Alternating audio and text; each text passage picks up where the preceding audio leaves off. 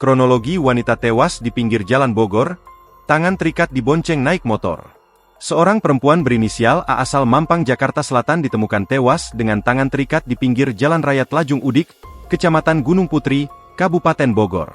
Kapolsek Gunung Putri Kompol Aulia Robi Kartika Putra mengatakan, A ditemukan pertama kali oleh warga pada kemarin Sabtu, 6 Desember 2025, sekira pukul 17.30 waktu Indonesia Barat.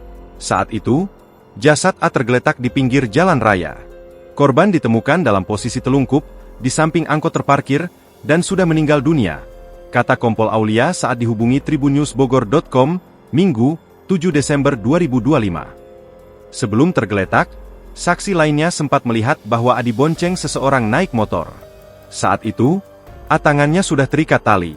Dengan kondisi tangan penumpang perempuan terikat tali dan kaki terseret di aspal, ujarnya.